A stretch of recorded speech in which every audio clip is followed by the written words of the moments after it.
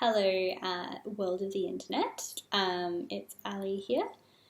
I just thought I would come back and make a video to kind of update you guys.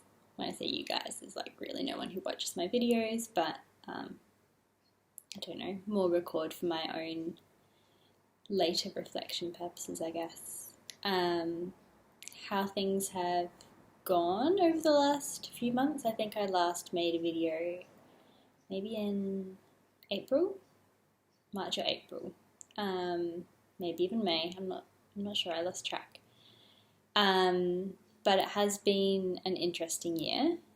I think the last time I made a video, I was living with my family. I'd gone back home during the height of the kind of first wave of the COVID pandemic in Australia anyway,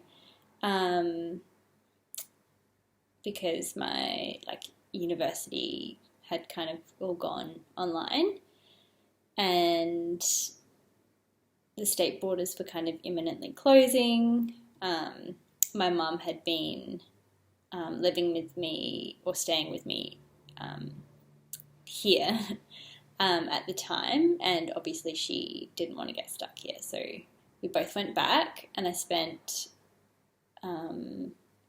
March, April, May, June, like 4-ish months there, and then my course started doing like 1 day a week back on campus, so I had to come back in July, and that was all a bit stressful because I didn't really want to go back when the state borders were still closed at the time, and there was a whole lot of kind of anxiety around all of that, a lot of like letters back and forth between me and the university, and my psychologist submitted a letter recommending that I be permitted to stay in Adelaide, like where my family live. In the end, that all got rejected, and I don't know, long story short, I had to come back here. And it meant that I had to cope with living alone for a while with the state borders closed, not being able to like go home and see my family, and trying to manage continuing my recovery without those supports around. And probably like one of the biggest challenges was doing it without the support of my climbing family, who, over the years have been a pretty significant source of support. So that was challenging. But I guess, like, all that said, the reason I wanted to come back and record a little video kind of documenting how it all panned out was because ultimately it did work out quite well, really. And I think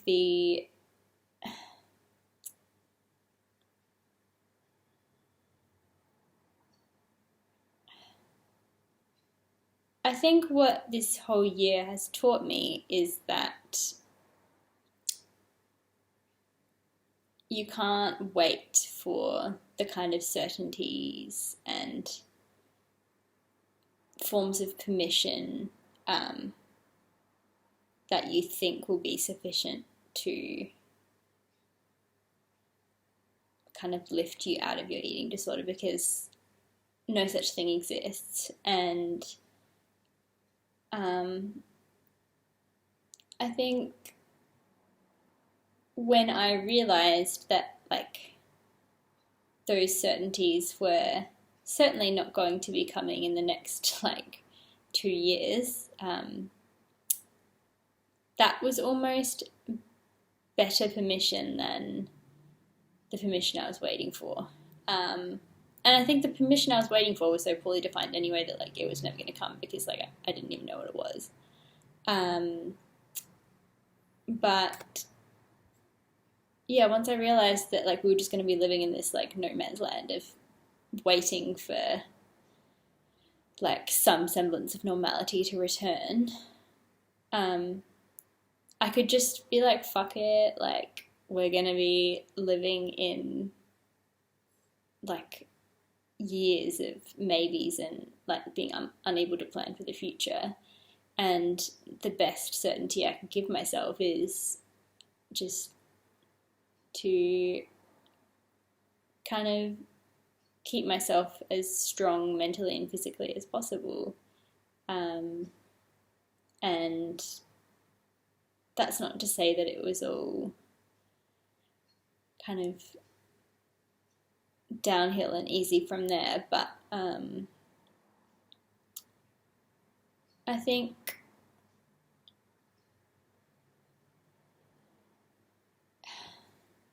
it kind of ended up being a big circuit breaker, and I think I just feel incredibly grateful in a way for the silver linings of the pandemic, because there have been so many like kicks in the teeth this year. When the first kind of lockdown happened, I had kind of just started making progress in my recovery. It was like over a matter of a few days, which like had happened like quite a few times in like the months preceding, where I would like make significant progress for a few days and then I would be like freak out or something would happen. And then I would like go backwards and then forwards and backwards and forwards, like, and never actually putting on weight, which was like probably more important than I was willing to acknowledge.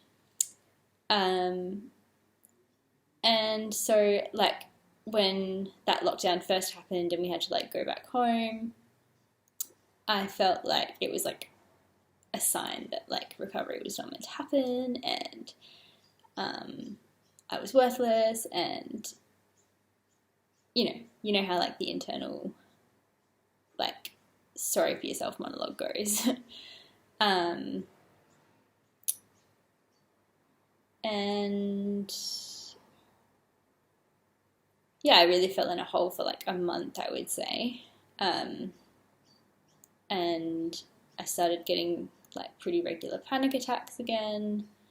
My mood was like down the toilet. I felt isolated and hopeless, and like the world was just like coming apart at the seams.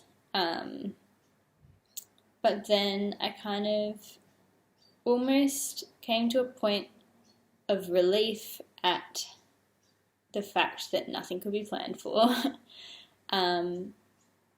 That my recovery was not going to look anything like I'd imagined it to be, that my life for the next year was not going to look anything like I'd imagined it to be. And that almost gave me a sense of permission to just try something different, and kind of letting go of the concept of recovery that I had was hugely helpful, because I think it gave me a sense of like internal permission to fail. And I don't know, there's been like a lot of, I guess, online discussion about like the kind of all-in recovery philosophy that has been like recently popularized. And I think if that works for people, then that's like fantastic. Like do whatever works. But I think it was something that I had become like increasingly familiar with like at the end of last year, beginning of this year, just because that's like what the online eating disorder space became saturated with.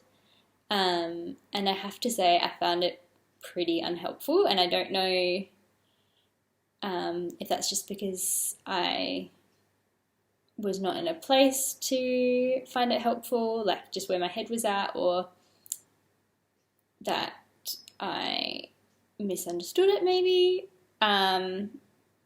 But for me, it felt like pretty black and white. And it felt like all in or nothing rather than, I don't know. I think if it is helpful, then just go with it. But I guess what I'm trying to say is, for me, I felt like I needed to be able to fuck up and like keep going, and kind of beginning with just the day in front of me and not necessarily being able to do everything from day one. Because, I mean, like, from day one, there were a lot of things that were just, like, not actually possible to do. Like, eating out, or, like, eating in front of other people, or, like, getting certain takeaway foods, like, that was not available. You're not allowed to leave your home. And I think that was actually kind of a relief at the start. And also just like the lower expectations on me in like other aspects of my life. I, in previous kind of attempts at recovery over the preceding months, never really like gave myself a chance to like slow down in those other areas. I felt like I had to be able to do everything all at once, even when trying to recover from an eating disorder. And I don't think I ever would have given myself permission to slow down. And so it was actually quite good that I was forced to, because looking back at it now, I wasn't able to do everything. And I think in some ways it's a good thing that that's how I approach my life, because now I'm in a place where I can look back and recognize that, like, it was my eating disorder that was making it hard to do everything, because I know that I tried to do all those things and it wasn't working. And that's like very clear now. Anyway, I've been rambling for like almost 15 minutes and I haven't actually said anything useful. But I guess I just want to say that every time I've come and sat in front of this camera in the last 12 months or so, I've felt like I'm in a different place, and that's why I tend to come and sit here and chat. And I guess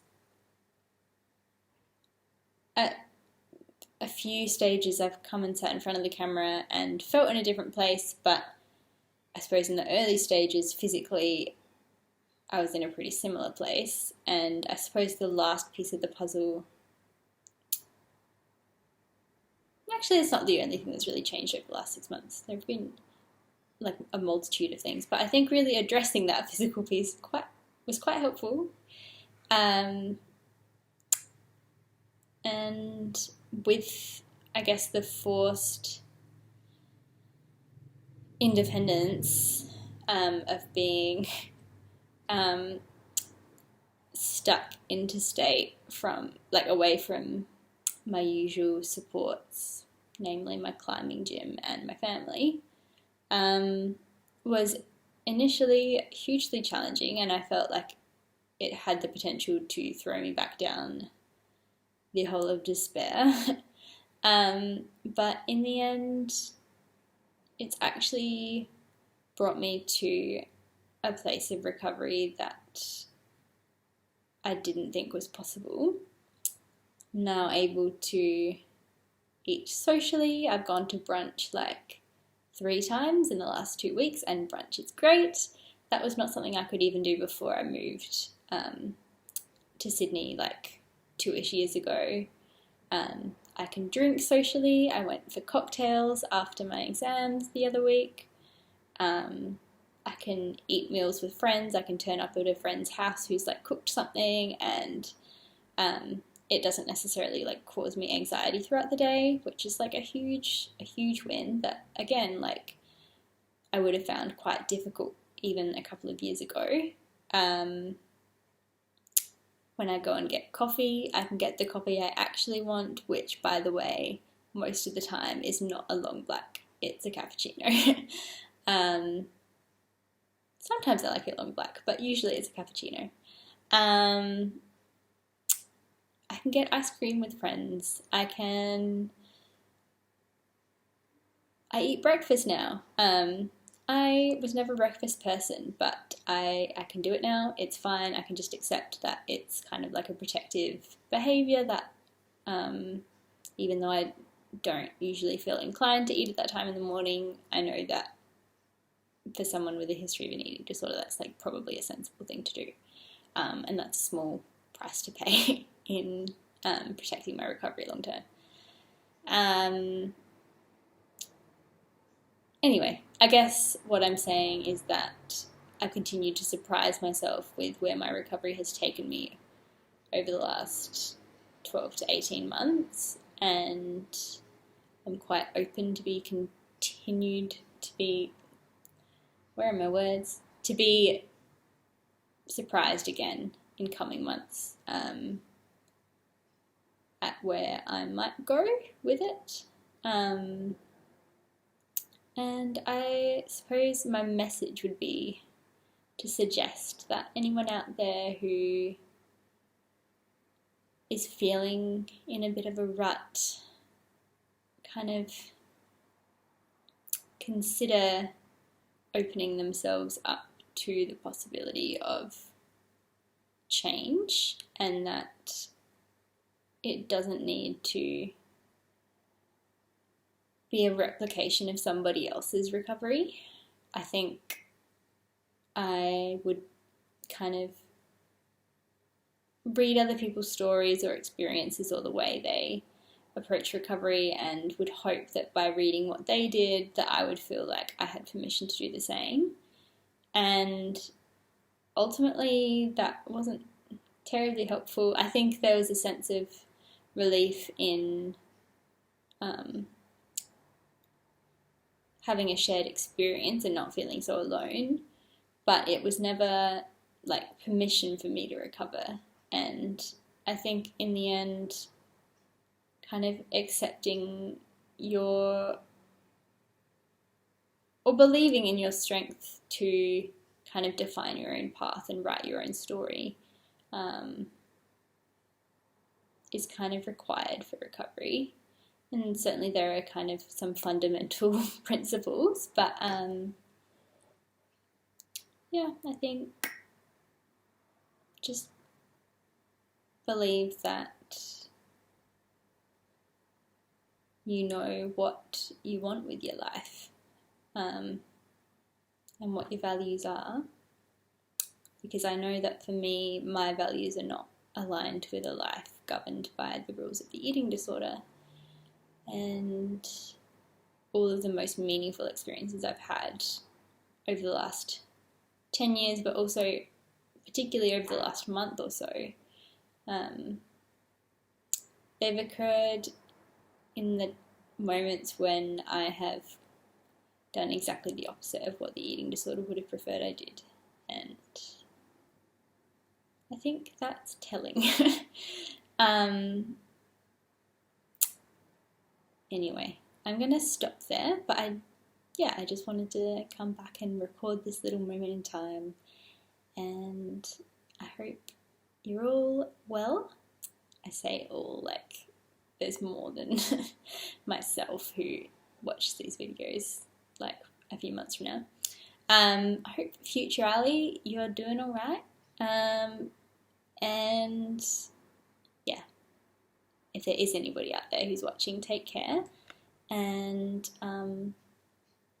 be kind to yourself in this weird time in the world. And shoot me a message if you ever want to chat. Follow me on Instagram. I don't ever post there, but you can.